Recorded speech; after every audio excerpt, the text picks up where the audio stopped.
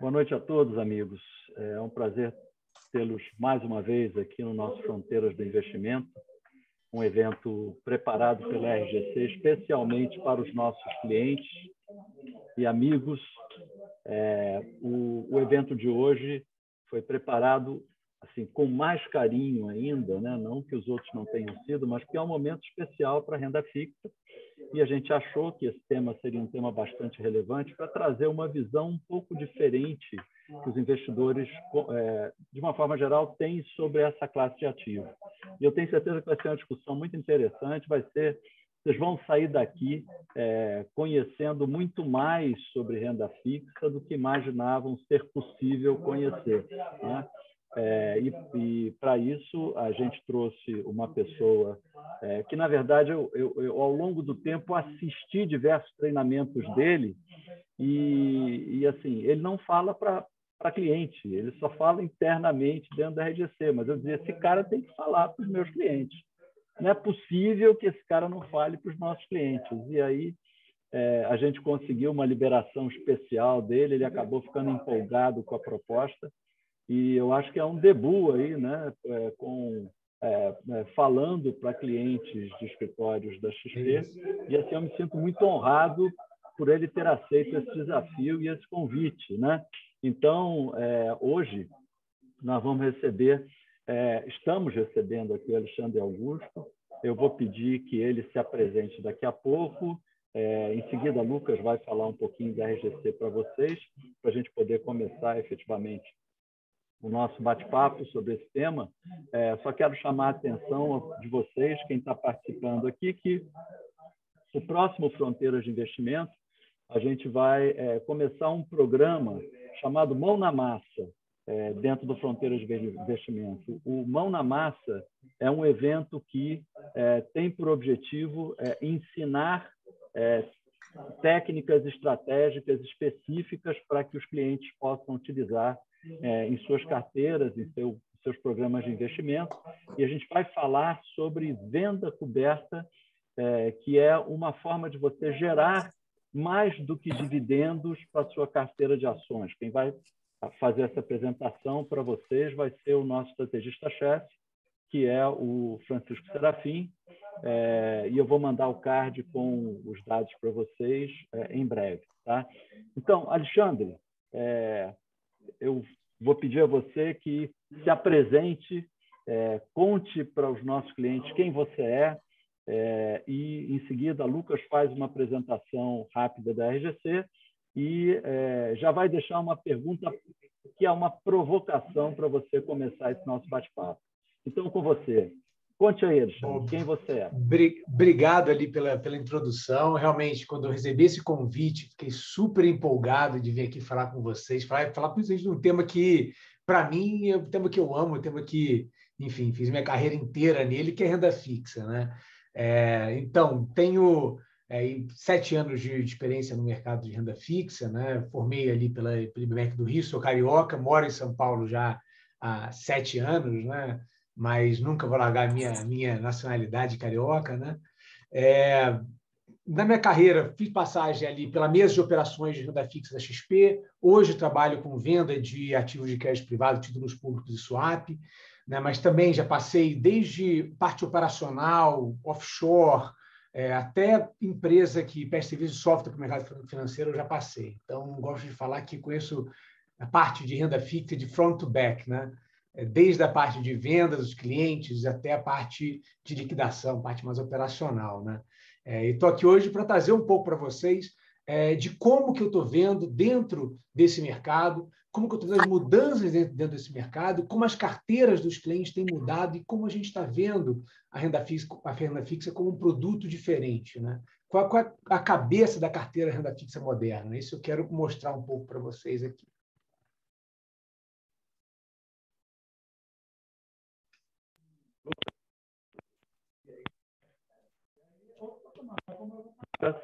Ricardo, então, vamos lá.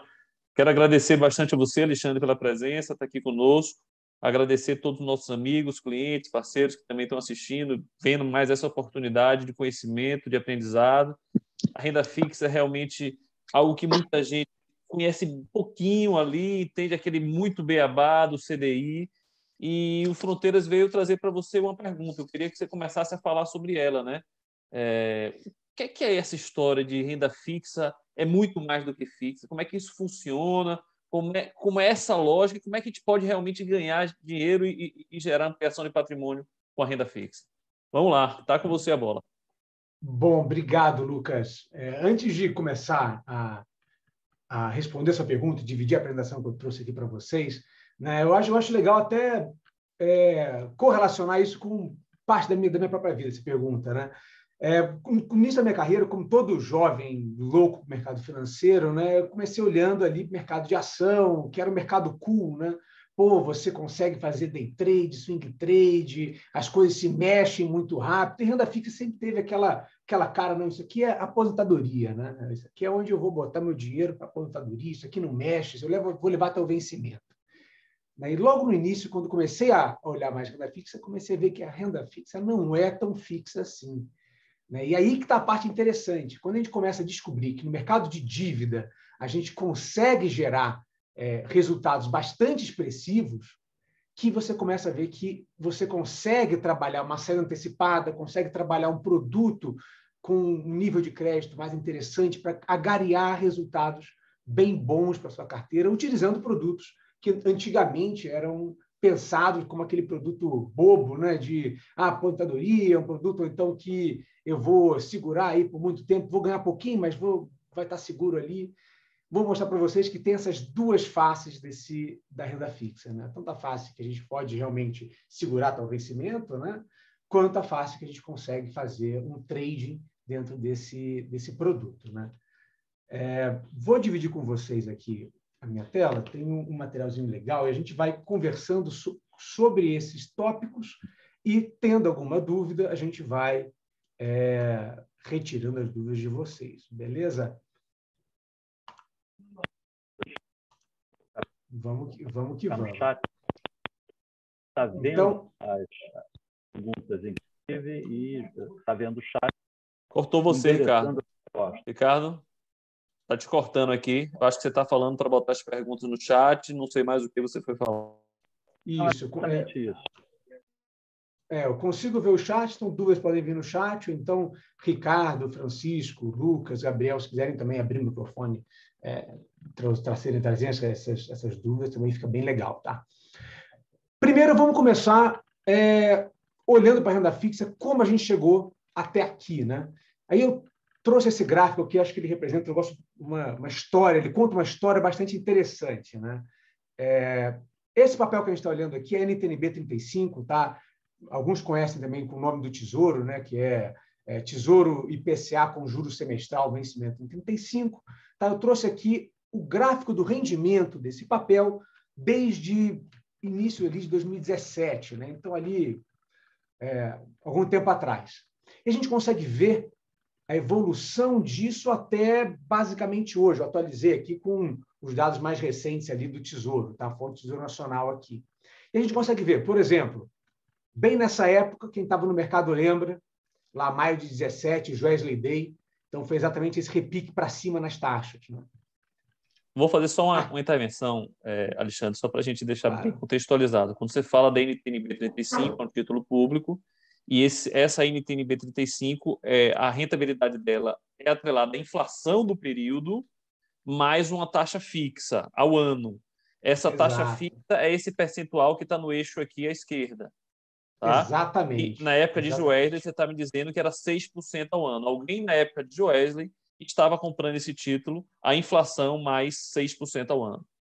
Perfeito. Na época das eleições de 2018, mesma coisa. Na eleição de 2018, esse papel, essa B35, estava pagando IPCA por volta lá do IPCA mais 6. Né? Ela tentou cruzar de novo o IPCA mais 6 e voltou ali 2 vezes. Né? Durante ali aquele período ruim do início da pandemia 2020, né? Repara, esse papel ele tentou encostar no IPCA mais 5, mas logo voltou. E agora, né, a normalização da política monetária brasileira, né, a gente vendo os juros voltarem ali para patamares mais altos, a gente viu também as taxas dos papéis vinculados à inflação, tá, do Tesouro, voltarem para níveis ali próximos, entre 5,5 e 6. Então, a gente voltou, se a gente olhar, né, historicamente, a gente voltou para quanto a remuneração que esses papéis pagavam na época das eleições de 2018, época do Joesley Day, então, anos de 2017. Tá? Fazer algumas Beleza. observações rapidinho desse gráfico, é muito interessante. Em 2017, faltavam 18 anos para esse papel vencer. Atualmente, estão faltando algo em torno ali de 13 anos para esse papel vencer. Já foram 5 anos que se passaram. Mas uma pergunta que eu quero te fazer desse gráfico é a seguinte: quando esse papel estava marcado lá no Joesley Day, a IPCA mais 6, e depois ele caiu lá em 2019 para IPCA mais 3, significa que a rentabilidade do investidor que comprou esse papel dobrou nesse período? Se esse investidor segurar esse papel e se ele está pensando em levar até o vencimento, ele tem ali o IPCA, supondo que ele comprou aqui IPCA mais 5,20 aqui, que, se não me engano, aqui é 5,27, se eu lembro bem da base. Tá? E segurou esse papel, supondo aqui, a gente está aqui no início, em 11 do 19, né, aqui nesse low. Se ele está pensando em levar até o vencimento, ele está com 5,17. Porém, né, o que acontece? Quando a taxa dos ativos de renda fixa ela cai, tá? A gente tem uma redução de taxa, né? O que acontece com o preço desses ativos? Né? O preço dele está na contramão da taxa, o preço dele está se apreciando, tendo um maior valor para esse ativo. Então, se esse cliente comprou a 5,17 saísse aqui embaixo, próximo ali de 2 e alguma coisa, 3, ele teria o que a gente chama de ágio. O que é o ágio aqui? O ágio aqui é um ganho acima do contratado. Ele tem um ganho de capital acima do contratado por sair antecipadamente desse título, porque ele comprou tendo uma taxa garantida. Então, ele comprou com uma taxa ali de IPCA mais 5,30, por exemplo, e agora no mercado esse mesmo título está sendo vendido a uma taxa muito menor. Então, ele consegue vender o ativo dele por um valor mais alto. Entendeu? Para outro membro do mercado. Tá? Isso a gente chama de venda no secundário, isso que a gente chama de gerar ágio, quando a gente está falando de ágios na carteira. Tá? Alexandre, escuta, que estava cortando aqui, você traz para alguns clientes que não têm esse conhecimento ou essa prática, uma visão interessante. Você está dizendo o seguinte: se eu vou comprar um NTNB, comprei lá em 2017 uma NTNB, um título do Tesouro que vai ter em 2035. Você está dizendo o seguinte: eu preciso ficar sentado nesse título até o vencimento, não é? Se Exato. eu vender esse título ao longo do caminho, né, o preço que eu vou conseguir esse título é representado por essa curva.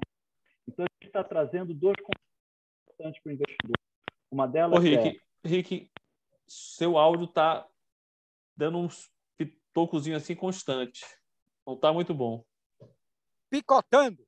Picotando, como disse o Landeira aqui. Picotando. Entendeu o que Mas eu consegui ouvir, consegui entender. Né? Mas é exatamente isso, Ricardo. Basicamente, né, a pessoa que compra um ativo, tá, que tem liquidez no mercado secundário, a gente vai entrar um pouco nesse conceito, tá? Ela não necessariamente precisa ficar com esse ativo a vida inteira. Tá? Já que esse ativo ele é muito negociado pelos participantes do mercado, você consegue encontrar alguém que queira comprar aquele título de você, como uma ação. Tá? Aqui ele funciona muito como uma ação. Você vende a ação na bolsa, compra a ação na bolsa. Aqui você está vendendo e comprando um título de diferentes participantes do mercado. Tá? Então, porém, né, aí, voltando aqui para a questão do Lucas, né, o cliente que comprou lá em 2017 e vendeu em 2011, ele fez um ganho acima um ganho de capital, fez um ágio, um ganho acima do contratado. Porém, o cliente comprou ali em 2011 e saiu, por exemplo, no meio da crise da pandemia, supondo ele assustou com o início da pandemia e vendeu o ativo. Aqui ele comprou com uma taxa, tá? De 3, supondo, tá? E quando ele vendeu, tá? Ele vendeu tinha uma taxa no mercado muito maior, ou seja, ele vendeu por um preço menor. Aqui ele teve um deságio, ele teve uma perda de rentabilidade, tá? Que pode ser ou não uma perda de principal, tá? Dependendo aí de diversos fatores.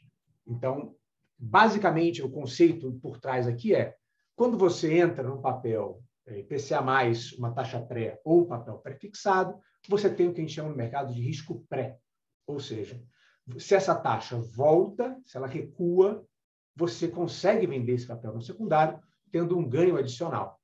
Se essa taxa sobe, você vende esse papel no secundário, mas você vai ter uma perda de rentabilidade ou um prejuízo nessa saída antecipada. Beleza? Obviamente, né? Vamos só por uma outra ótica, para você dizer se eu estou certo nessa lógica também, tá? Se a gente está olhando essa curva, podemos pensar o seguinte, vamos lá, se em 2023 a situação do país melhorar, essa curva, essa taxa vai voltar a diminuir e as pessoas que comprarem apostando nessa melhora do país vão ter ali uma rentabilidade bem gorda, digamos assim, bem ampla do seu patrimônio. Perfeito. Nesse cenário, né, vamos supor o cenário que se desenha um cenário superpositivo, tá? Um cenário em que a inflação se controle de maneira mais rápida e de que a taxa de juros comece a voltar para o nível neutro dela ali, por volta de 9, 8 e alto. Tá? O que acontece com a rentabilidade desse título? Ele acompanha também, né? Isso aqui a gente está olhando para um título vencimento 35, mas ele acompanha também o humor do mercado e as taxas de juros. Se a taxa começa a voltar, a gente imagina que essa rentabilidade também ela volte para o nível mais baixo. Se acontecer esse cenário, os investidores que estão comprados em níveis de hoje, por exemplo, comprou, supondo hoje, ali pegou o IPCA mais 5,50, por exemplo, comprou aqui nesse low aqui no início do mês 3. Se essa taxa volta para o supondo IPCA mais 5, IPCA mais 4,5, esse cliente ele tem um ganho acima do contratado, no caso de uma saída antecipada. Ele não precisa segurar até o vencimento para botar algum dinheiro no bolso nesse papel. Ele pode sair antecipadamente. Óbvio, né, que eu sempre tenho que salientar que o contrário também é verídico. Se essa taxa continua subindo, o cliente ele ou vai segurar esse papel por mais tempo, tá? Esperando uma volta do ciclo econômico, ou ele vai se desfazer a um preço não tão favorável. Pegando esse gancho, é o que eu estava falando no início, né? Quando eu comentei que a renda fixa não é tão fixa assim quando a gente olha para saídas antecipadas. Segurando ao vencimento, é aquela tua rentabilidade. Saindo antes, você tem um efeito da movimentação do mercado, para bem ou para mal. Tá? Beleza, vimos aqui de onde a gente veio. Né? Vamos ver um pouquinho o que o mercado, os economistas, até os analistas estão falando para onde a gente vai no futuro próximo. Tá? Então, para onde a gente vai? Né? A gente imagina que a Selic, a expectativa da casa é que a Selic chegue no final do período, ali por volta de 13,75. Né? A gente teve um ajuste nessa expectativa, e o IPCA, fim do período, fim de 2022, próximo ali a 7,40. Né? Porém, já em 2023, é esperado tanto um recuo do IPCA, como no começo de uma normalização nessa taxa Selic. Tá? Isso aqui veio do relatório que está disponível aí na página dos conteúdos da XP, super interessante, do nosso economista-chefe. Beleza. A expectativa é que esse ano a gente tenha um ano que a gente chama de aperto monetário, né? Então, Banco Central lutando contra a inflação, e ano que vem já tem um espaço para tirar o pé, né? Tirar o pé do freio, na verdade, que é essa taxa de juros segurando a economia, né? Tirar o pé do freio e deixar isso rodar um pouquinho mais. Mas aonde está? Mas o que está no preço? Se a gente olha as curvas de juros, tá? As curvas das NTBs, a curva dos contratos futuros de DI, a curva dos ativos prefixados, o que está no preço? Né? Como que tem alguma diferença do que o mercado acredita e do que os economistas estão falando? Né? Que é um pouco desse gráfico que eu trouxe à direita. Né? Essas duas linhas, a linha cinza e a linha amarela, são expectativas de economistas. Né? Um sendo ali do relatório Focus, né? O relatório do Banco Central, e em cinza a expectativa da XP em relação à Selic para o final do ano que vem. Então, voltando ali para próximo aí 8,75, né? E aqui em pontilhado, o que o mercado acredita que vai acontecer. Então, se a gente olha os preços hoje no mercado, o que estão embutindo ali no preço? Eles estão embutindo uma Selic muito mais alta do que é o consenso ali dos analistas de mercado, né? Olhando ali para o relatório Focus, por exemplo.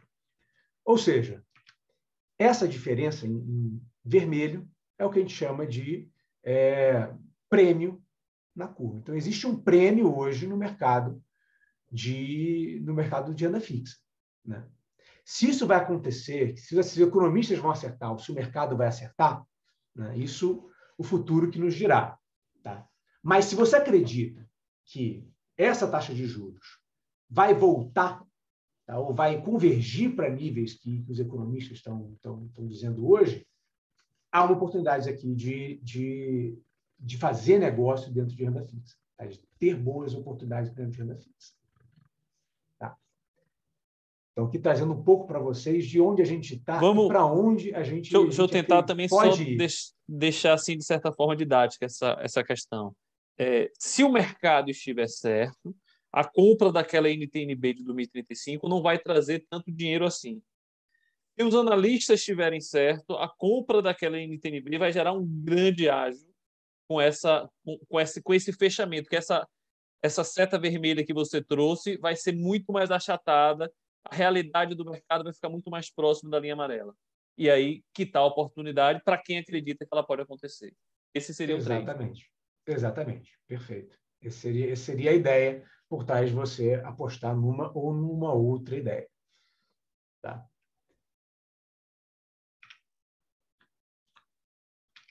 Muito bem. Então, a gente viu aqui, só repetindo, né, que a gente está no momento de curvas estressadas, ou seja, as taxas de rendimento dos títulos estão em patamares elevados, se a gente comparar historicamente, né, é o que o Lucas comentou. A gente está olhando níveis de juros hoje similares a de 2017, porém, o título hoje tem bem menos anos, né, do que 2017. Então, teria que estar mais baixo, pensando nisso, né? E a gente está vendo uma divergência entre o que os economistas estão achando e o que o mercado está achando. Como as pessoas têm aproveitado esse momento para investir em renda fixa? Tá? Primeiro, a gente vai dar uma breve olhada como a mentalidade do brasileiro tem mudado em relação aos ativos de renda fixa. Tá? Isso que é uma mudança bastante interessante. Então, os brasileiros estão passando por uma mudança de mentalidade. A gente vê claramente no perfil de alocação das pessoas, né? Antes, a visão que a gente tinha de renda fixa era aquela visão que eu tinha quando eu estava entrando no mercado de trabalho. A renda fixa é bobo, ação que é o cool, né? Era uma visão buy and hold, né? Uma visão que você compra o ativo e segura ele necessariamente ao vencimento. Uma visão que não trazia essa ideia de ser antecipada, não trazia essa ideia de vender antes, não trazia nenhuma dessas ideias, né? Era uma visão de que você tem que segurar aquele título até o seu vencimento, né? E ela tem sido substituída, tá, por uma visão muito mais tática, em que você planeja a sua carteira de renda fixa para ter tanto efeito carrego, né, que é o efeito normal de renda fixa, aquele efeito que vai todo dia te dando um pouco de rentabilidade, junto a estratégias de aproveitar o momento de taxas elevadas para sair num momento específico, a fazer algumas estratégias de renda passiva que a gente consegue trazer com renda fixa. Então, tem se criado um panorama de um uso muito mais inteligente dos mesmos artifícios que a gente sempre teve, né? Por exemplo, o NTN-B existe desde sempre, mas hoje a gente vê que as pessoas físicas, principalmente, estão utilizando esses ativos de uma maneira muito mais inteligente, né? Uma maneira muito mais similar a que o mercado institucional já vinha fazia há bastante tempo, né? Então, a visão antiga é uma visão de que renda fixa é só alocação de emergência, né, focado em vencimento, né? E não é só isso, é isso que a gente está tentando trazer para vocês, né? A alocação de emergência, se você botar no CDB de liquidez diária, no LFT, cara, excelente, levanta o vencimento também, estratégia ótima, porém, existem outras coisas legais para se fazer dentro dessa classe de ativo. Tá? E o terceiro ponto é que essa visão antiga, já que ela não tinha ideia que se poderia fazer esse tipo de trade, né, de sair antecipadamente, era muito carregada em produtos bancários, que a gente sabe que não tem uma liquidez de saída antecipada tão boa quanto, por exemplo, os títulos públicos. Né? E aí, hoje, como que é essa visão mais moderna, essa visão nova de renda fixa? É uma visão que foca, né, também em ganhos, né? Não é só aquela alocação boba, alocação de emergência, ou então alocação focada em carregar para o vencimento. Tá? Você está alocando porque está achando aquela taxa uma taxa interessante para o médio prazo. Tá? Diferente estratégia, então, é uma estratégia de renda passivo com renda fixa, uma estratégia de fechamento de curva, uma estratégia no ativo de médio prazo. Tá? E, principalmente, o que tem aparecido cada vez mais é a alocação em ativos de crédito privado, tá? Que são ativos que são títulos de dívida de empresas que cada vez mais têm aparecido nas carteiras das pessoas físicas. Né? Então, basicamente, né, por que tem acontecido essa mudança? Porque as pessoas começaram a entender esse produto de uma maneira diferente. Primeiro ponto, né, disponibilidade de produto. Então, aqui a gente tem visto no mercado de crédito privado, lembrando, crédito privado são as empresas emitindo dívidas. Tá? Então, o título público é o governo emitindo dívida, crédito privado é uma JBS emitindo dívida, é uma Petrobras emitindo dívida e você emprestando dinheiro para essa empresa. Tá? Você vira credor, não acionista. Então, as empresas elas têm acessado muito mais o mercado financeiro para a captação. Tá? Tem aumentado o volume de captação das empresas por emissão de dívida no mercado financeiro. Né? Então, tem uma disponibilidade de produto muito maior. Tá? Quantidade de emissores, tipos de emissores, setores. Então, o mercado está ficando cada vez mais robusto nesse quesito. Segundo ponto, liquidez. A gente está vendo que, com o aumento de negociações, aí eu estou falando de crédito privado e título público, a gente tem que esses produtos estão cada vez mais fáceis de trabalhar saídos antes do vencimento. Então, ao invés de você comprar um ativo falando, olha, eu sou obrigado a ficar com ele, né, até o vencimento dele lá em 2035, você consegue, né, já que tem muita gente comprando e vendendo aquele ativo, ele é um ativo líquido, você consegue trabalhar uma saída antecipada, tá? Caso você precise ou caso você queira. Tá? Óbvio, liquidez aqui, gente, deixar bem claro, a gente não garante que a saída antecipada é uma saída com ganho. Tá? Quer dizer que, né, esses ativos, vou mostrar para vocês depois lá na frente, né, como que a gente escolhe um ativo para garantir uma liquidez razoável, etc., né, está dizendo basicamente que vai ter algum preço para você sair daquele ativo, né, quando você quiser sair dele. E conhecimento também. Né? Os brasileiros têm cada vez mais procurado conhecimento dentro do mercado de renda fixa. Né? Eis vocês aqui, né, aqui numa quinta-feira, para quem está em São Paulo, completamente gelada, ouvindo falar de renda fixa. Né? E isso tem respaldo em dados. Tá? Eu trouxe aqui um dado super interessante que eu trombei nele hoje, né, de um relatório chamado Raio-X da Ambima. Né? Um dado ele foi divulgado em 2021, deve sair algum esse ano também, relativo a 2021. Esse é relativo a 2020 e 2019. Né, que eles fazem uma pesquisa em diversos investidores, né, e perguntando ao investidor qual ativo que ele conhece, quais ativos que ele conhece. Né? E, obviamente, poupança, ativo mais conhecido dos brasileiros, né, ações também com nível, eu me surpreendi, né, 82% dos brasileiros, dos investidores, dos brasileiros, conhecem as ações, né, e também me surpreendi com a crescente que a gente teve aqui no quesito crédito privado. Né? Títulos privados, aqui entenda como crédito privado, CRA e debênture. Então, os clientes, eles têm, né, as pessoas físicas, elas têm, né, procurado aprender sobre esse mercado, elas têm entendido mais sobre títulos privados e também títulos públicos, né? Saindo aqui de 47% para 52%. Né? E aqui também mostrar o tamanho, né, o gap que a gente tem para crescer. Então, apesar de ser uma classe de ativo renda fixa com muita alocação, né, a gente ainda não tem o conhecimento que as pessoas olham para o mercado de ação, mas, né, a gente está aqui para mudar isso. Então, é esse aumento aqui de 10%, mostrando que os clientes, que as pessoas físicas têm cada vez olhado mais para esse mercado de crédito privado. Bem, falando de investimento, né? Vamos entrar aqui um pouco em duas classes de ativo que eu comentei já aqui para vocês, né?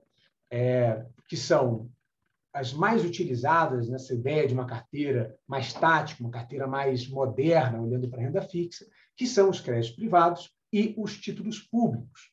Né? Os créditos privados são ativos isentos, né, em sua maioria, de IR para pessoas físicas, e os títulos públicos também permitem, né, diferentes estratégias, usando aí a classe mais segura, né, olhando para crédito. Vamos entrar um pouco em cada um deles. Né? Então, títulos públicos aqui, eu listei 4, né, mas poderia falar a noite toda aqui das vantagens de você ter título público na carteira. Tá? Basicamente, primeira, segurança. Título público é o título olhando para risco de crédito, né? Não estou olhando aqui para o que a gente chama de risco de mercado, que seria, né, a flutuação do título no lançamento antecipado, que a gente conversou. Aqui eu estou olhando para risco de crédito. Né? Risco de crédito, risco de default. Então, é o ativo mais seguro se a gente olhar para risco de crédito. Né? Alexandre, mas o Brasil já deu moratória na dívida, deu default atrás. Será que ele não vai dar de novo? Né? Será que isso não impacta no investimento? Você está falando aqui que é um ativo livre de risco. Não, o default brasileiro, como o default da maior parte das economias latino-americanas na década de 90, foi em cima da dívida externa. Né? O que acontece de maneira prática, né, quando um país não consegue pagar a dívida interna em moeda nacional, é que ele imprime dinheiro, paga aquela dívida e se financia via inflação. Né? Então, prefere gerar inflação a dar default, dar calote. Então, a gente pode entender, e o mercado entende, como um ativo livre de risco, ali, e livre de risco de crédito. Flexibilidade. Eu consigo, dentro de títulos públicos, montar as mais diferentes tipos de carteira. Eu consigo montar carteira com indexador pré-fixado, indexador ligado a IPCA, então eu consigo me proteger do IPCA, né? Consigo acompanhar o movimento da taxa Selic, né? Os indexadores ali pós-fixados, que são as LFTs, né? E consigo também regular a minha exposição a risco dentro do espectro de vencimento. Né? Aqui um conceito importante é trazer para vocês que quanto mais longo for o título, mais volátil ele vai ser em relação à mudança de taxa. Né? Aquela ideia lá que o Lucas levantou. Se a gente tem um ativo com vencimento distante e a taxa volta, a taxa cai, esse ativo ele gera mais valor para a carteira do cliente do que para a carteira de vocês, do que um ativo muito curto. Se uma NTNB, por exemplo, tá? Voltando aqui ao exemplo da NTNB, título do Tesouro ligado à inflação. Se eu compro uma B22, vencimento agora em agosto, e a taxa dela move 100 pontos, tá? 1%, a minha rentabilidade quase não vai mudar. Tá? Agora, se uma NTNB de vencimento 2060 mexe 100 pontos, eu vou ter uma rentabilidade de aproximadamente ali, se for instantâneo, 15%. Tá? Então, essa é a diferença, isso aproximado. Você está falando de um trade que pode gerar 15%, como se fosse comprar uma ação hoje que ela vai subir 15% amanhã, depois de amanhã, um mês. É o que pode ocorrer também com as NTNBs. E uma brincadeira que eu faço, Alexandre, olhando para o futuro, aí é o seguinte: você mostrou ali que a NTNB está no nível de risco, não de risco não, no nível de taxa, um dos mais elevados dos últimos anos. Se a gente olhar para daqui a 2035, daqui a 13 anos, e acreditar que o nível de risco vai estar pior do que esse, a gente vai estar num lugar extremamente desastroso. É muito pouco provável que a gente esteja conversando assim com alguma empresa de investimento daqui para frente, tá? Em 2035. Lucas, eu até recebi essa provocação, né? Aquele gráfico da 35, eu gosto muito dele, apresento muito ele, né? Eu ouvi a seguinte provocação: por que você não mostra antes? Porque antes a gente tem ali o período da Dilma, né? Aquele período que a economia brasileira estava totalmente em crise, tinha crise na economia, crise na política, crise em todo lugar, né? Se a gente olha para aquela época, a taxa estava por volta de 7, então estava por aquela redondeza. Aquela faixa. Pelaquela faixa, né? Então, também dá para ter uma noção para vocês de balanço de risco. Até onde eu posso perder e para onde eu tenho para ganhar, né? Assim, se voltar para a época Dilma, explodiu a época Dilma de novo, até onde dá para ir, né? Até onde dá para ir, digo, né? Se for igual. E se ela se essa época se sustentar até 2035, nossa senhora, esquece falar de dinheiro. Exato. O capitalismo acabou aqui no Brasil. Exato. A gente acabou tudo, né? Exatamente. Então, é essa flexibilidade, né, e trazida pela alta liquidez desse tipo de ativo, né? Porque você consegue fazer esse tipo de coisa, né? Pensar em uma saída antecipada, pensar em não carregar até o vencimento, porque é um ativo que tem alta liquidez, né? Um ativo que ele vai garantir para você, que vai ter preço para você sair. Esse preço vai ser ruim, mas é um preço para você sair caso você precise. Tá? E, óbvio, o último aqui também, mas não está aqui não é menos importante, que é o fluxo de pagamentos. Tá? Beleza. Fluxo de pagamentos, o que eu estou querendo dizer com fluxo de pagamentos? Estou querendo dizer os juros, os cupons semestrais, tá, pagos por esses ativos, que tem muita gente olhando para esses cupons semestrais como uma fonte de renda passiva. Você cria uma carteira... Esse é um ponto que, se você puder falar mais, que esse é um ponto extraordinário, que você garante 6% ao ano, 5% ao ano, a taxa que está lá, mais a inflação até 2035. Essa é uma rentabilidade extraordinária que poucos ativos irão dar ao longo do tempo. Imagina, como fosse um dividendo, um dividendo semi-perpétuo. Você pega aí um 2050, né? Você pega uma B 2050, monta uma carteira com duas delas ali, BI para BPAR, você monta essa estratégia. Eu até tenho, acho que tem nos slides aqui, vou entrar exatamente nela, que foi uma das coisas que a gente comentou que seria interessante mostrar aqui para o pessoal. Tá? Do outro lado, o outro grupo de ativos são os créditos privados, né? Aqui, CRA-CRI e debêntures, né? Quais são as vantagens deles? Depois eu vou entrar com mais detalhe em cada um. Tá? Então, vantagem dos créditos privados, as taxas atrativas, né? Então, aqui, o que você está falando de taxa atrativa? Pensa no seguinte: título público. Né? Eu gosto muito de ser categórico, então eu até teórico aqui. Né? Título público, você tem qual risco que você está correndo? Está correndo risco de mercado. Você não tem risco de liquidez. É boa, então não considero liquidez aqui como risco. Você está correndo risco de mercado, ou seja, da expectativa de mercado jogar sua taxa para cima e para baixo.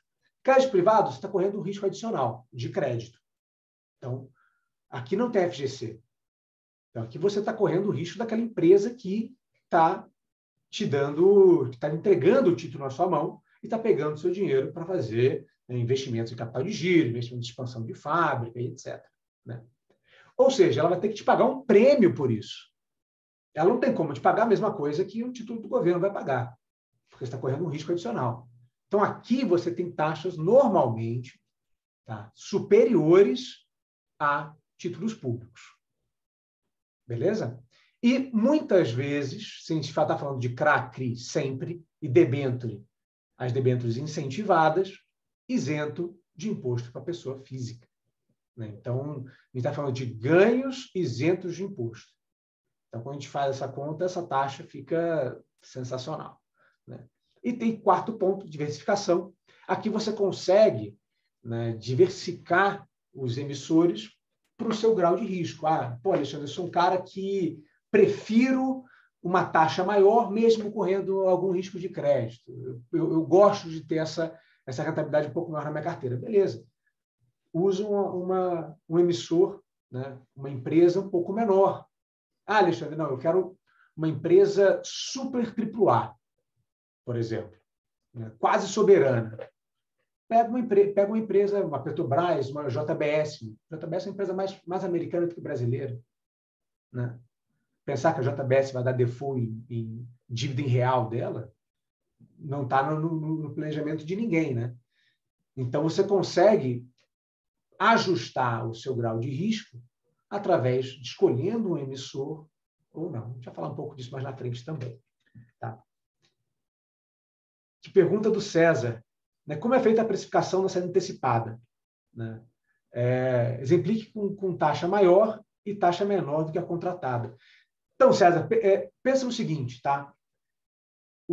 Aí, já que você pediu precificação, vou entrar um pouco mais no detalhe. Tá? Basicamente o seguinte, todo título de renda fixa, né? Como, na verdade, eu gosto de expandir isso. Né? Todo ativo no universo conhecido, existe uma maneira de precificar esse ativo. Tá? Qualquer um. Desconto de fluxo de caixa. Ah, mas e uma ação? Então, existem nos modelos de precificação de ação, de preço de ação, que você projeta os fluxos de caixa da firma e desconta o AC. Ah, e opção, dentro do modelo de binomial, tem ali um desconto de fluxo de caixa. Então, fluxo de caixa, desconto de fluxo de caixa é uma maneira de precificar qualquer ativo financeiro. Em renda fixa, a vantagem é esse fluxo de caixa é conhecido. Então, esse fluxo de caixa é previsível, é isso. Ele está em prospecto, está escrito para você qual que vai ser a regra de pagamento daquele ativo. Não é como uma ação que você não sabe muito bem qual é o dividendo, não consegue muito projetar como a empresa vai crescer. Não, aqui está dito para você. Vai pagar 6% ao ano em cima de tal valor. E é isso que vai te pagar. Então, o que acontece? Né? A taxa que a gente vê no mercado, né, aquela taxa que a gente viu lá naquele gráfico, etc., ela é uma taxa interna de retorno. Ela é uma TIR. Né? Então, ela é uma taxa interna de retorno do teu investimento. Ou seja, ela está descontando aqueles seus fluxos de caixa, está trazendo eles a valor presente. Né? Se a taxa sobe, né, se eu estou comprado num ativo, tá? comprei ele hoje, paguei R$1.000 nele. Né? Ou seja, R$1.000 é igual a valor presente de todos os fluxos de caixa. Se a taxa de juros sobe, eu estou descontando o valor futuro para um valor maior. Ou seja, eu vou sobrar com menos dinheiro na mão, ou seja, o preço desse ativo vai diminuir. Então, é inversamente proporcional. Se a taxa sobe, o preço do ativo ele diminui. E se a taxa cai, o preço desse ativo vai subir. Por quê? Eu vou estar descontando menos o fluxo futuro. O futuro ele é menos descontado para mim. Entendeu? É assim que o mercado precifica. É porque os ativos eles têm preço, né? O ativo tem aquela taxa que é lá IPCA mais X, mas o ativo tem um preço que efetivamente ele é negociado. Exatamente. E esse preço é conhecido, se conhece quanto vai ser esse preço no futuro e quanto foi esse preço na data de hoje ou na data inicial. E aí, Exatamente. em cima disso, faz essa projeção do fluxo. Exato. Isso é padrão para todos os ativos aqui de renda fixa, né? Beleza. Vamos entrar um pouco nos títulos públicos, tá? Que de maneira breve. Então, eu trouxe aqui dois dos títulos, tá? A gente tem 4, né? As LFTs e as NTNFs, que eu não comentei aqui, tá? Todos os mais famosos, né? Que são os títulos prefixados às NTNFs e os títulos ligados à inflação, às NTNBs. E trouxe aqui para vocês o que é média diária de negociação. Vocês estão ouvindo eu falar aqui que o ativo é muito negociado, é bem líquido, etc., mas quanto que negocia disso dia, né? Média diária? Então, eu trouxe aqui por vértice, né? Por vencimento desses ativos. Então, as NTNFs, em média, né? As mais curtas aqui estão negociando 2 bi por dia, com as que menos negociam, estão negociando por faixa ali dos 200 milhões de dia, né? Que é essa mais longa aqui, que acabou de começar a negociar. Né? Então, 500 milhões aqui na 31, na 29 também negocia bem, negociando 1 bi.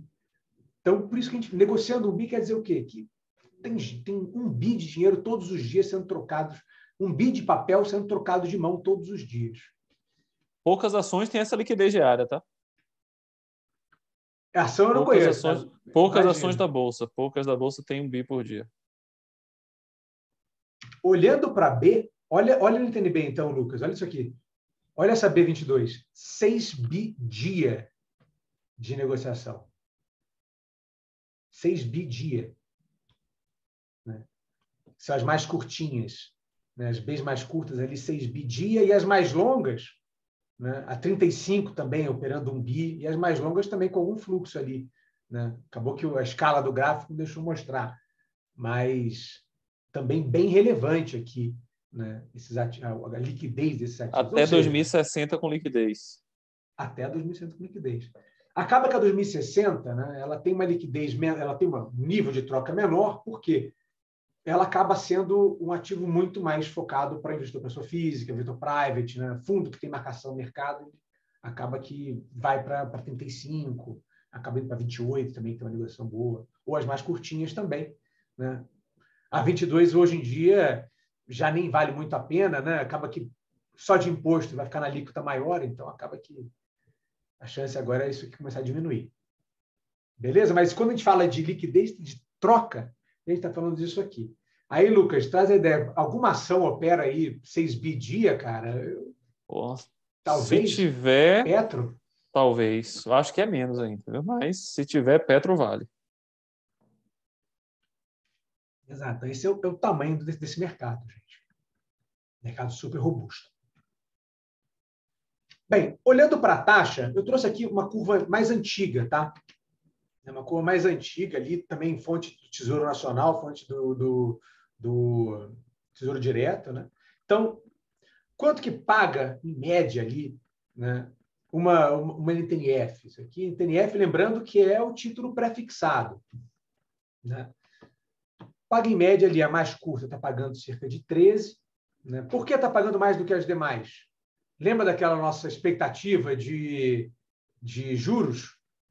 Então, essa aqui é janeiro 23.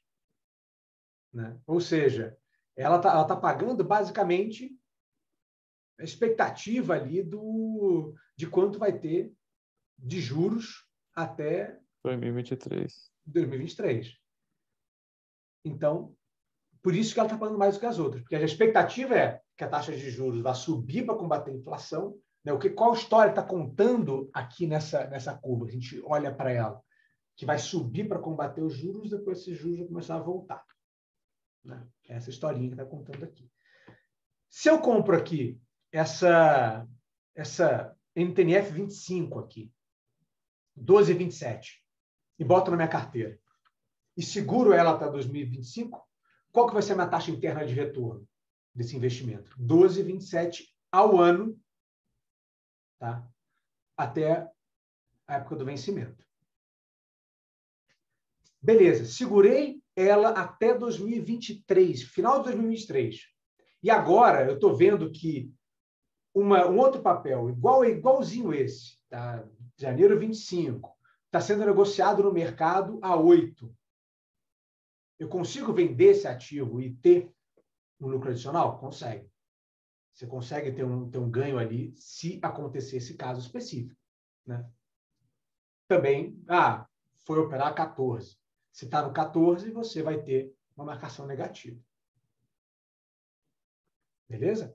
E quanto mais longo aqui, mais sensível esse título vai ser, o preço dele vai ser essa mudança de taxa, essa fricção de taxas. E aqui na direita, ela que é a queridinha do mercado de renda fixa, né? Que todo mundo ama, talvez odeia, mas não para de operar, que é a nossa NTNB. Né?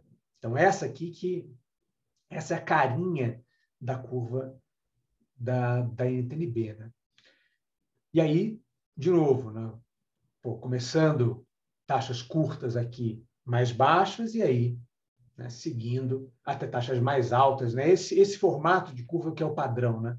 Quanto mais longo no tempo, mais taxa você vai tendo. Né? Ou seja, você tem um prêmio por alongar o teu prazo.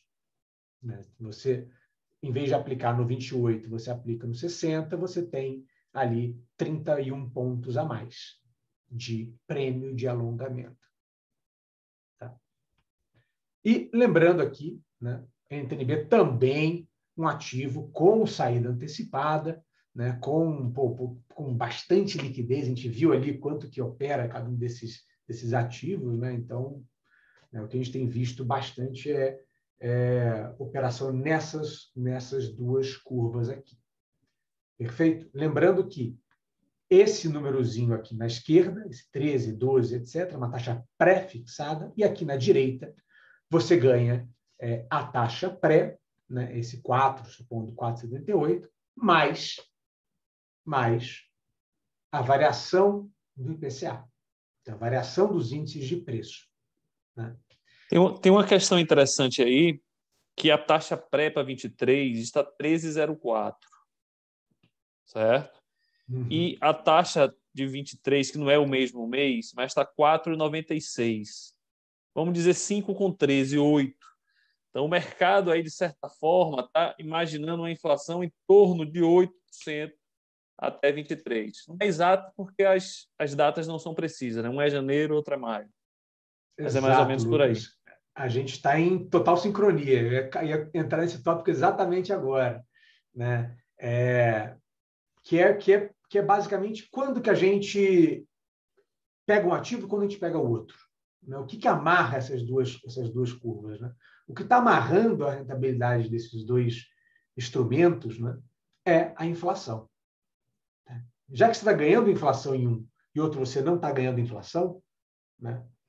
Quando você está aqui no pré-fixado e a inflação aumenta, supondo, né, o Lucas entrou ali e comprou essa janeiro 23 a 13,04.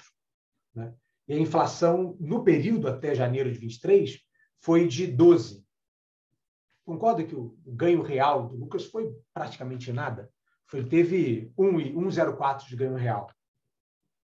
Né? Ou seja, se ele compra o pré-fixado, ele está esperando uma queda de inflação. Porque se a inflação diminui, ele tem um rendimento maior em termos reais.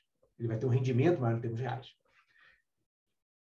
No caso do IPCA, você está protegido dessa inflação. Então, se a inflação ela vem 12, né, se carregar isso até o vencimento, você vai ter 12 de inflação, carregado até o vencimento, mais os juros. Então, você vai ter a soma desses dois levados ali até o vencimento. Né? Então, você vai ter feito uma escolha melhor do que você ter ficado no pré-fixado.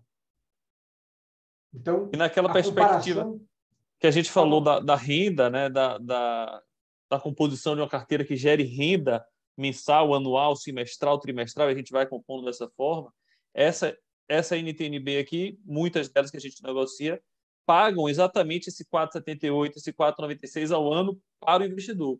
E no papel vai acumulando ali o IPCA do período, né? Então é esse fluxo de renda anual aí que dá para trabalhar com esse ativo especificamente.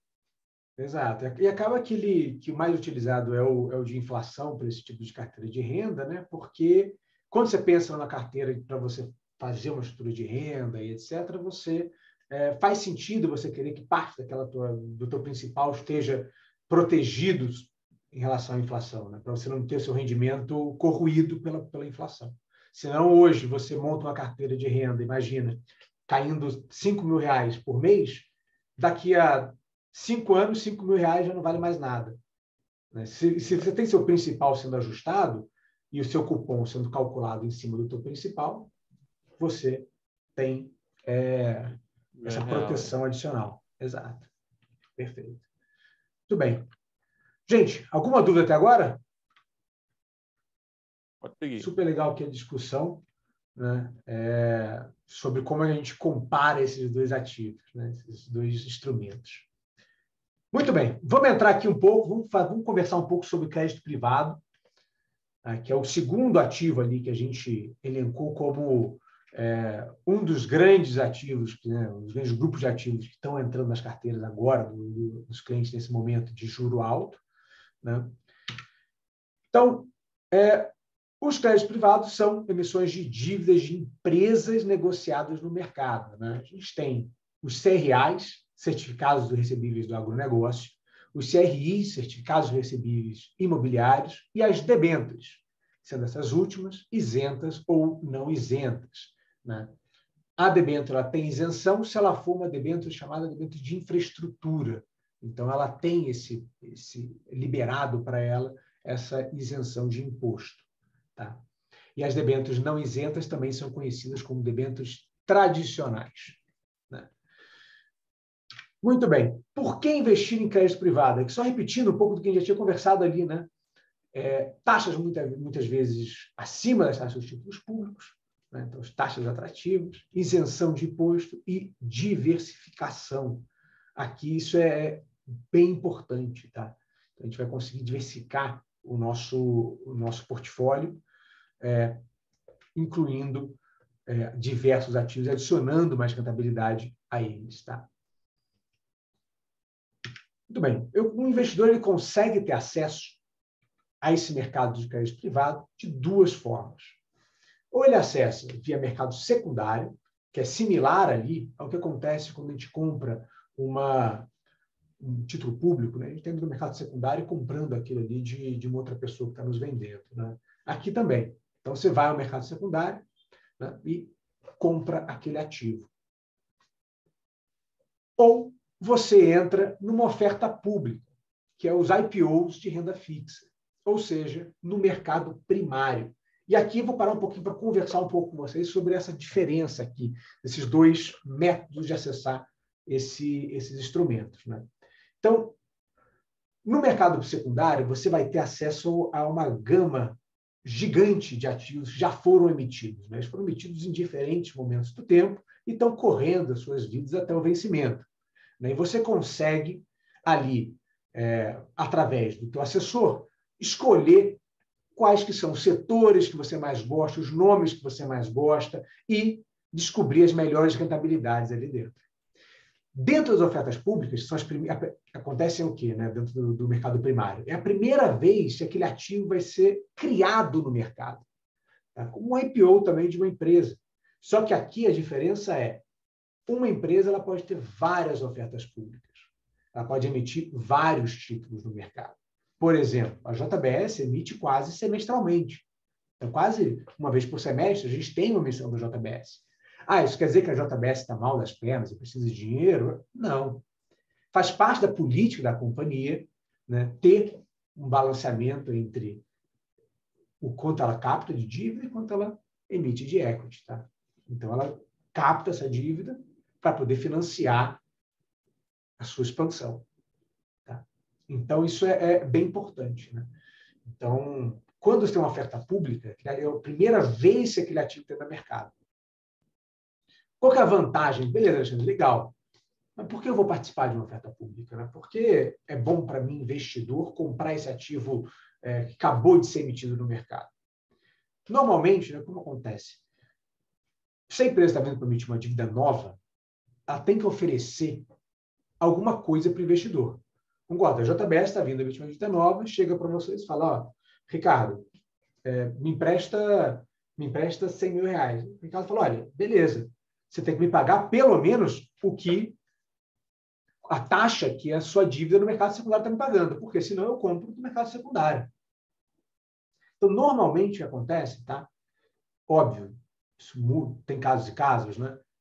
Os ativos emitidos no primário, ele tem um prêmio, ele paga um pouco mais do que os ativos que são similares a ele no mercado secundário. Então, as ofertas públicas normalmente têm uma taxa melhor do que você vai encontrar no mercado secundário. Então, primeira questão, né? Questão de taxa. Então, a questão de taxa é importante. Segunda questão... Porque ali a empresa está se financiando, né? Depois disso, ela não está Exato. se financiando mais. O papel só está trocando de mão entre um investidor e outro. Então, se ela quer aquele dinheiro, se ela precisa se financiar, ela tem que ter algum prêmio ali para o investidor fazer sentido comprar na mão dela. Exatamente. Então, tem que ter algum incentivo para o investidor comprar na mão dela. Perfeito.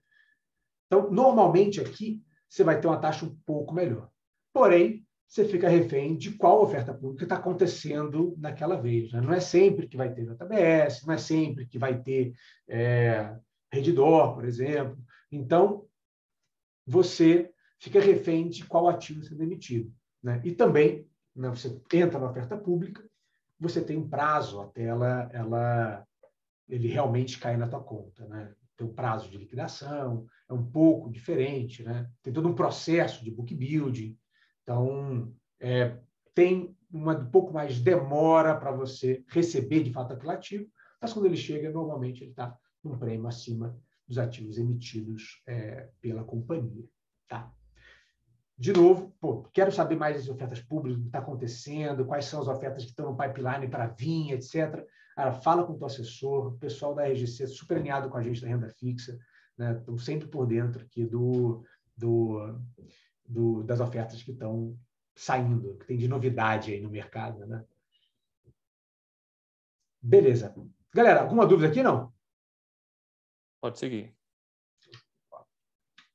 Beleza, vamos falar um pouquinho agora dos riscos de investir em crédito privado. Fala, Alexandre, você falou coisa boa pra caramba de crédito privado.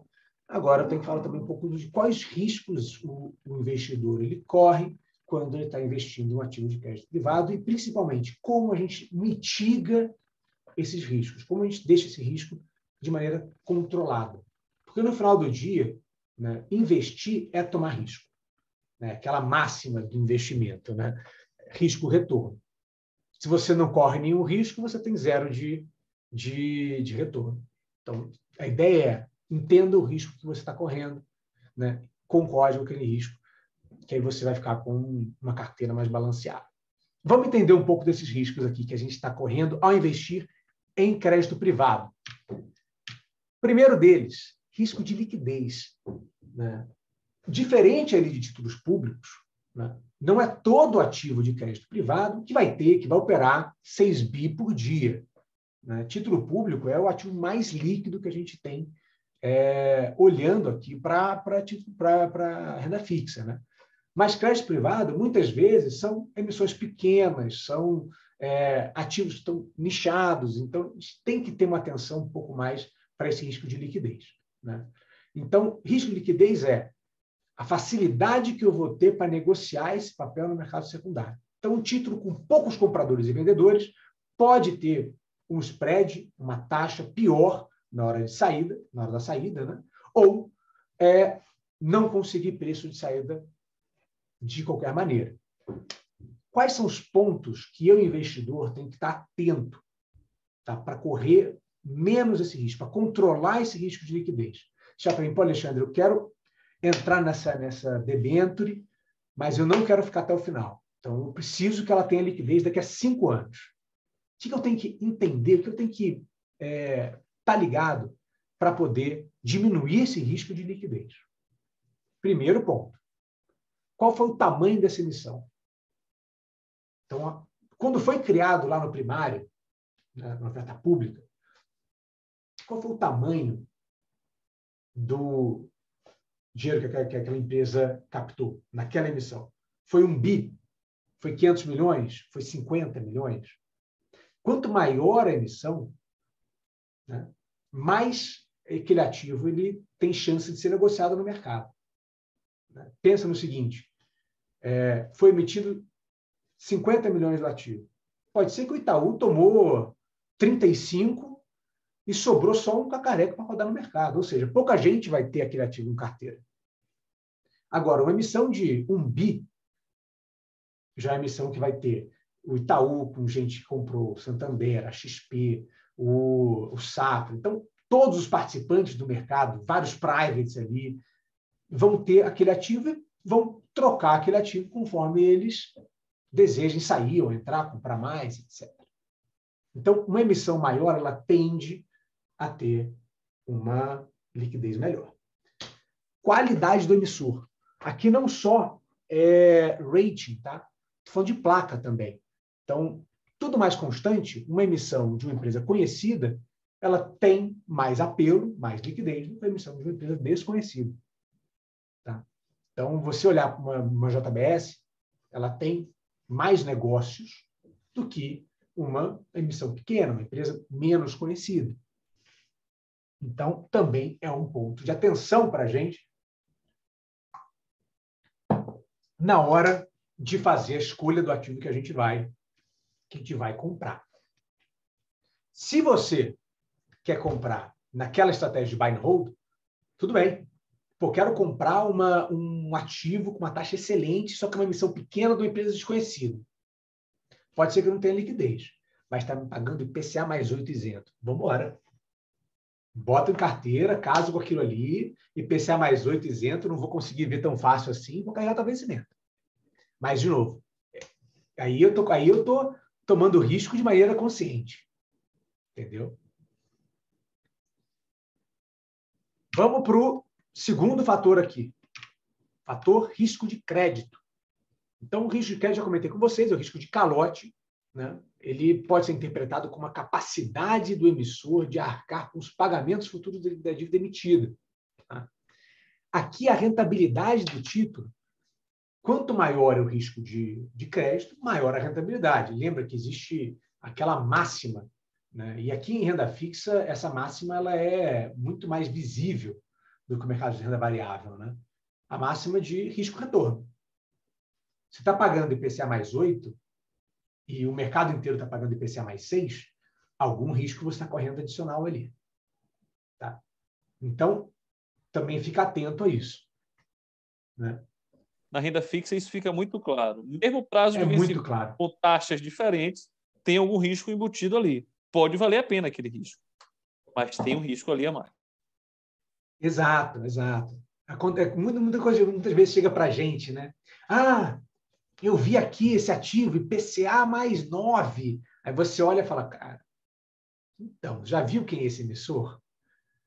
Dá uma olhada nessa empresa. Entendeu? Aí, então, tem um motivo por trás. Isso é muito visceral na renda fixa. Na renda fixa é muito estampado isso porque você tem ali estampado a rentabilidade do ativo. Né? Então, ponto importante. Como que eu mitigo?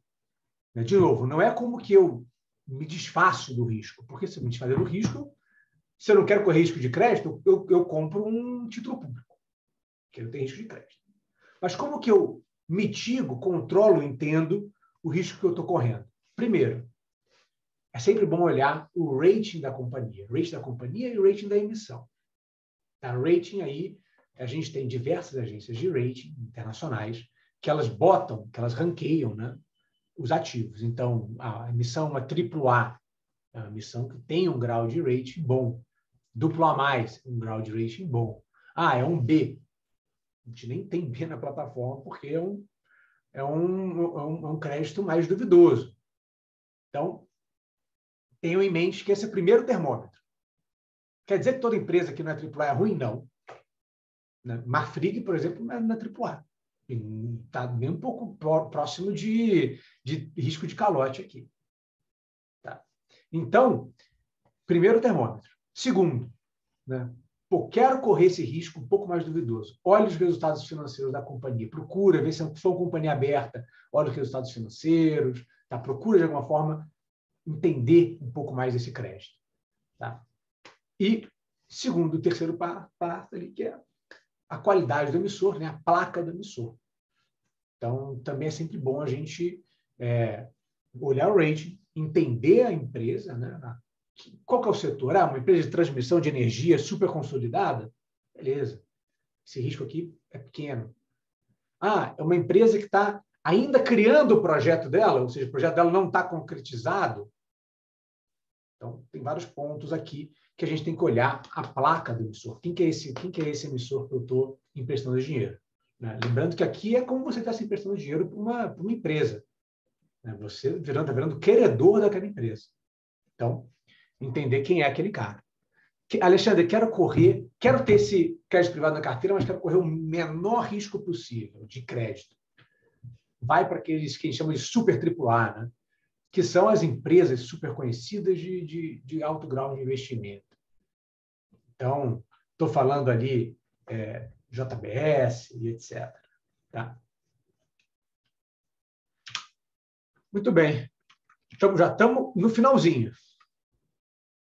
Beleza? E o último aqui, risco de mercado. Tá? Risco de mercado é o risco derivado dos fatores sistêmicos do mercado brasileiro. Por exemplo, se você tem um ativo de crédito privado e as NTNBs sobem. Por quê? Por que subiu? Porque está tendo uma dor de barriga no mercado, aumentou o risco Brasil, voltou para a época Dilma, por exemplo. As BEIs voltaram a operar no 7. O teu crédito privado IPCA+, ele vai também subir a taxa dele. Por quê? Tem uma coisa ruim na empresa? Não. É porque a taxa básica, a base, subiu.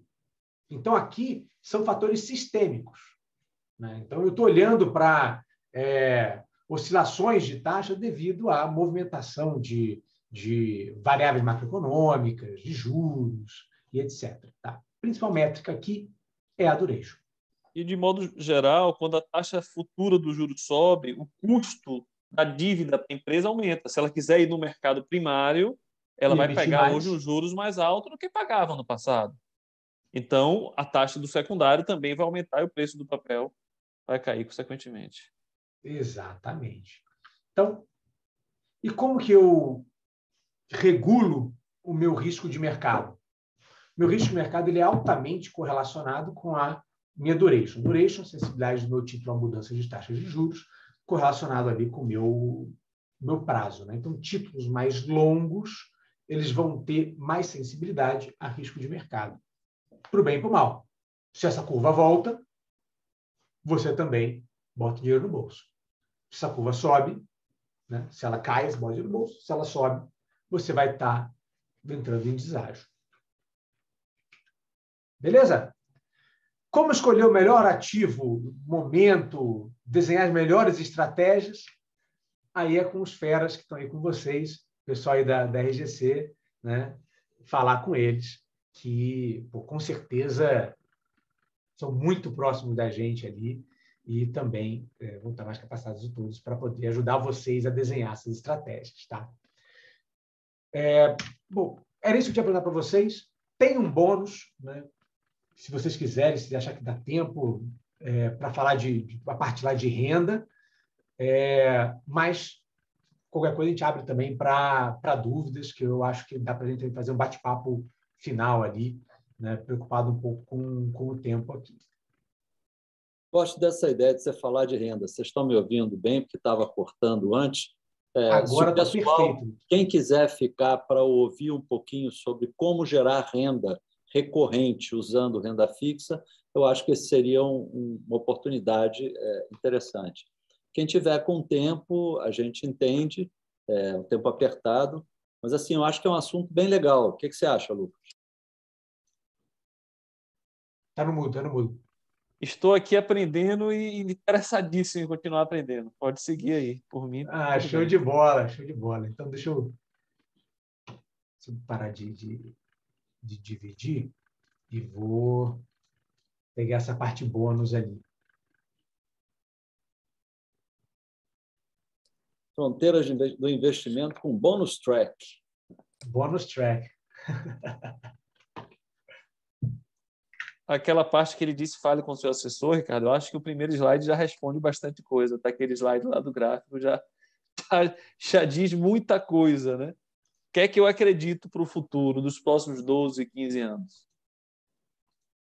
Exato.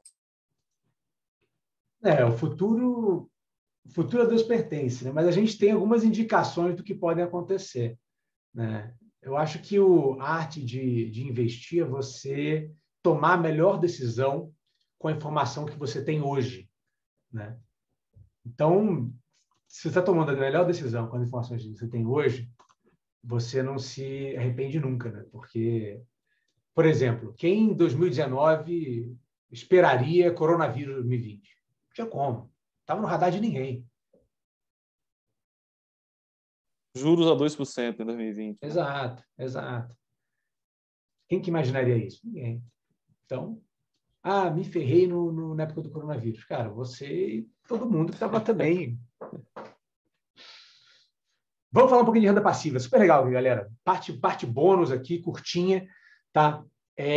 Mas é uma estratégia que a gente está vendo bastante gente se interessar, né?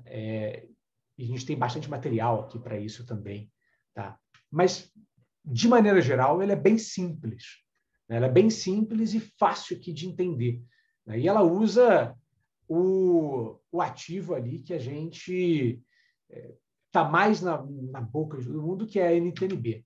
Então, do que se trata aqui dessa estratégia de fluxo de caixa, né?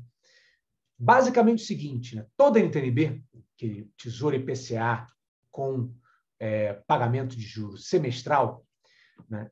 Como que funciona esse título? Ele tem um cupom, ou seja, pensa o cupom como um dividendo, um pagamento intermediário semestral daquele ativo. Tá? Ele vai pagar sempre 6% semestralmente, ou seja, por semestre, cifra anual, paga semestralmente, por semestre ele vai pagar ali 2,80, 2,90, apenas por ser exponencial, tá? Não é dividido por 2. Isso em cima do principal do ativo, tá? Que a gente chama de VNA. Não vou entrar muito no tecnicidade ali, mas entendam que esse 6% ele é em cima do principal do ativo e não do valor que você aportou. Vamos ter essa diferença, né? Beleza. Então, utilizando essa NTNB, eu consigo criar uma carteira em que, a cada 3 meses, eu recebo um pagamento de juros, né? E esse pagamento de juros, ele independe de qualquer coisa. Não é como um aluguel que você depende se o apartamento está alugado ou não, se você tem que depois botar uma grana porque tem que consertar alguma coisa, etc. Não, aqui você compra 2 ativos e segura eles, a cada trimestre vai pingando na sua conta, dia, faça sol, aquele rendimento, né?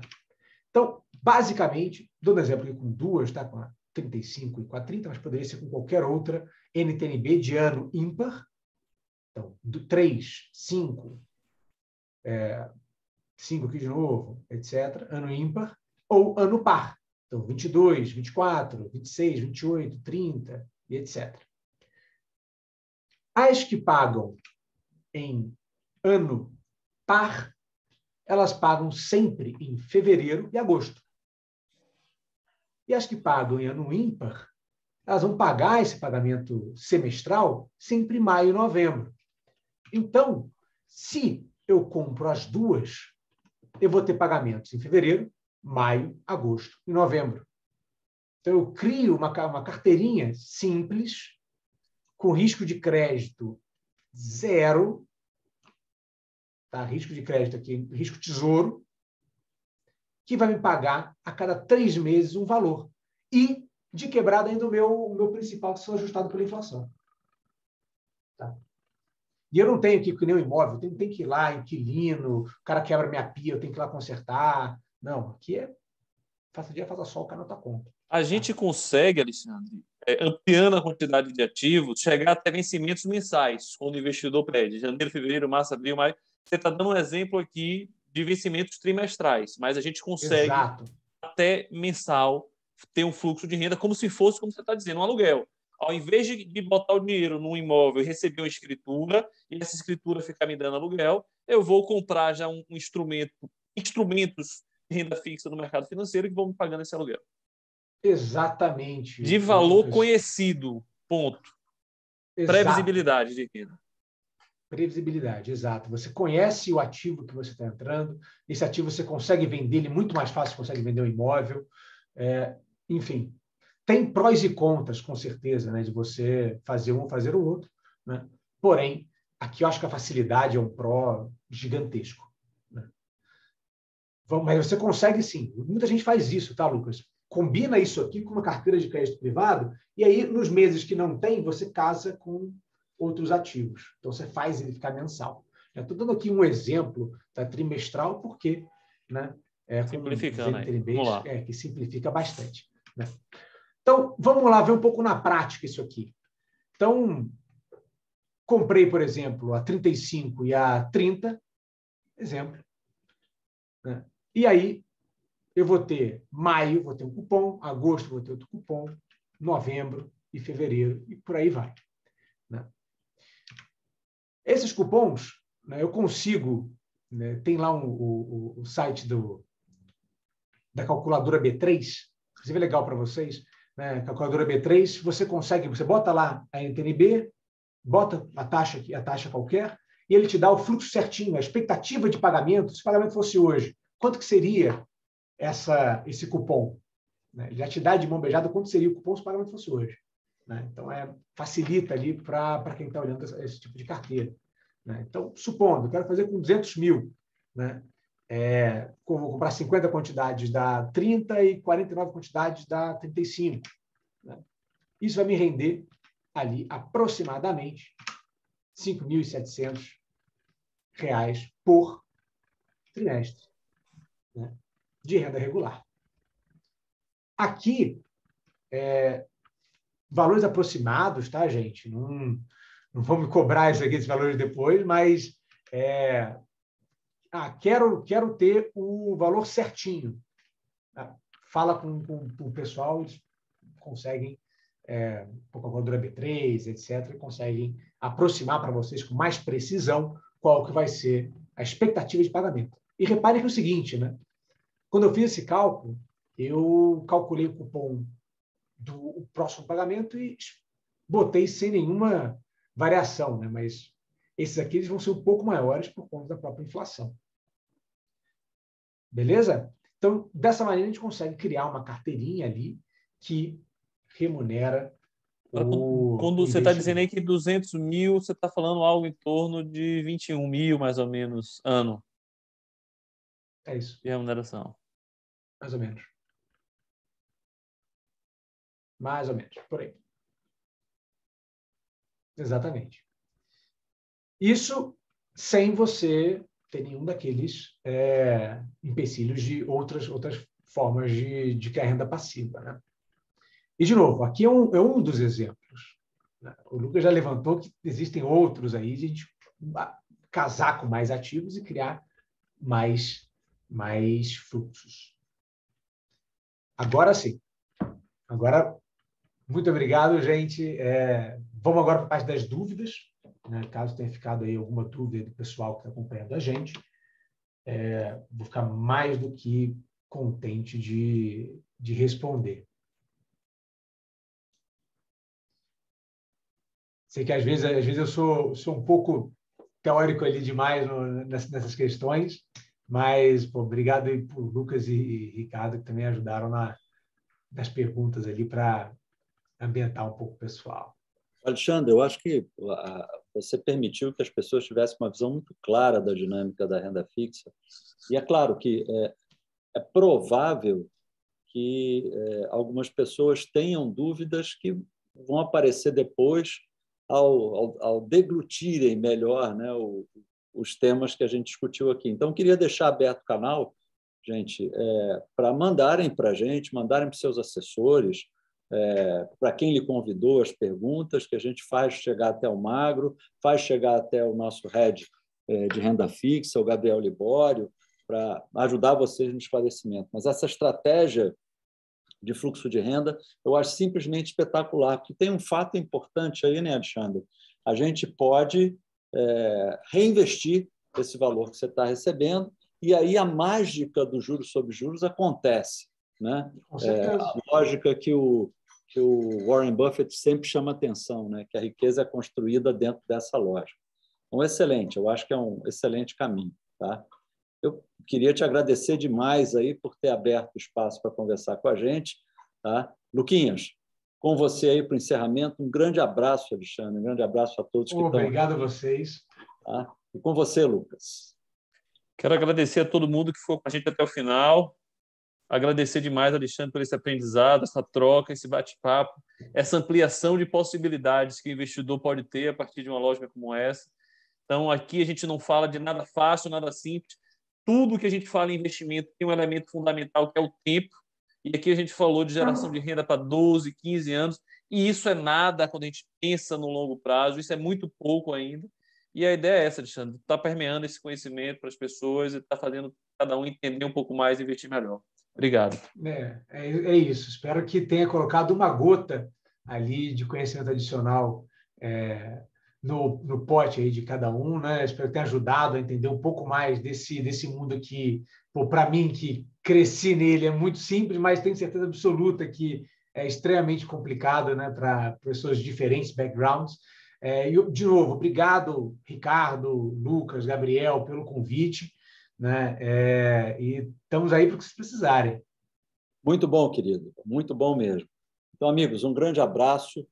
Nos vemos nos próximos Fronteiras da Vida. Alexandre, mais uma vez, de coração, agradeço aí a tua disponibilidade. Muito sucesso para você e muito sucesso para todos que acompanharam a gente aqui. Uma boa noite.